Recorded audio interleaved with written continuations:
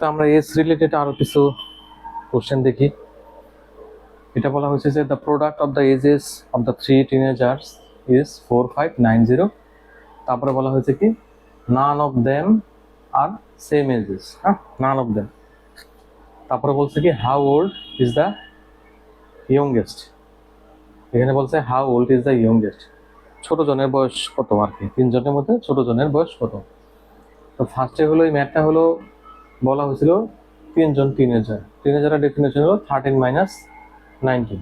এটা এটা হলো আমাদের মেইন পয়েন্ট, হ্যাঁ, 13 মাইনাস 19 এটা।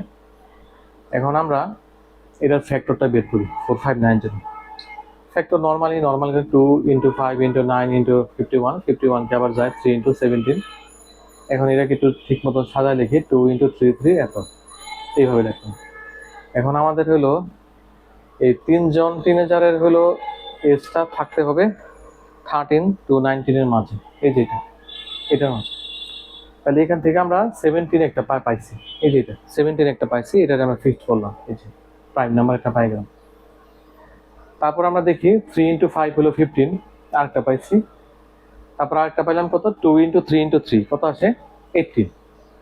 তো তিনটাই কিন্তু আমাদের এই রেঞ্জে পড়ছে, এই তিনটা ডিজিটই, এই যে 15 17 18 তিনটা ডিজিটই আমাদের এই রেঞ্জে কিন্তু পড়ছে, তার মানে কন্ডিশন ফুলফিল।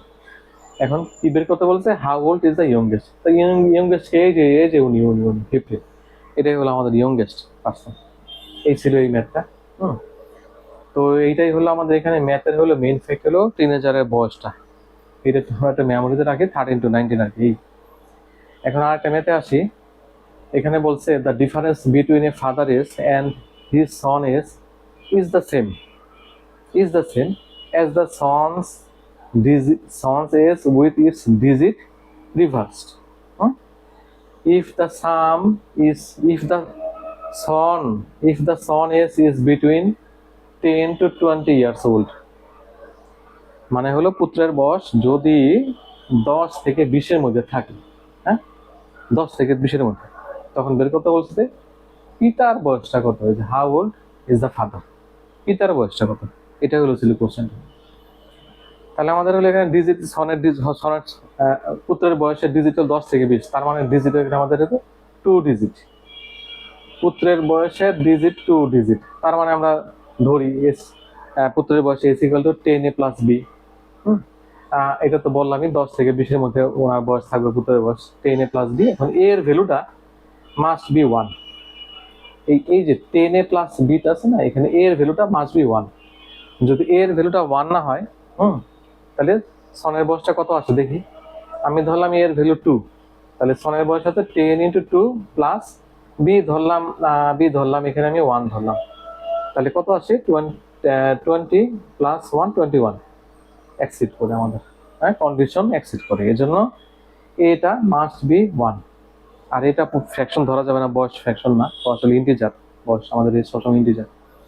তাহলে আমি সন পাইলাম কত 10 প্লাস বি, ভালো কথা রিভার্স করি, কারণ আমার রিভার্স করতে বলছে ডিজিটটা, এই যে sons digit with its digit, হ্যাঁ, রিভার্স।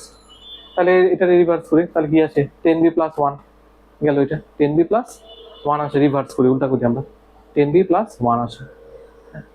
এখন আমরা ডিফারেন্স করি, হ্যাঁ, ডিফারেন্স কি ফাদার এস মাইনাস সন এস, তাহলে F minus S equal two কত, এই যে আমাদের রিভার্স ভ্যালুটা আর, হ্যাঁ, ডিফারেন্সটা হলো আমাদের আর রিভার্স ভ্যালুটা, তাহলে F minus S equal to R.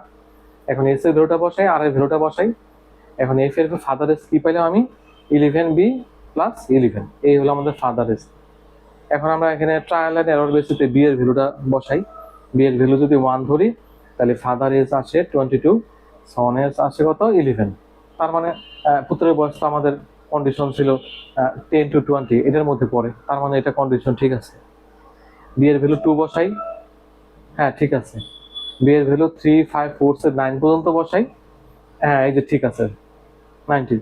B এর ভ্যালু 10 বসাইলে পুত্রের বয়স আসে আমার 20, এটা কন্ডিশন ফুলফিল করে না আমাদের। তাহলে আমাদের এই লাইনটা এই পর্যন্ত নাই, বাদ, এটা বাদ।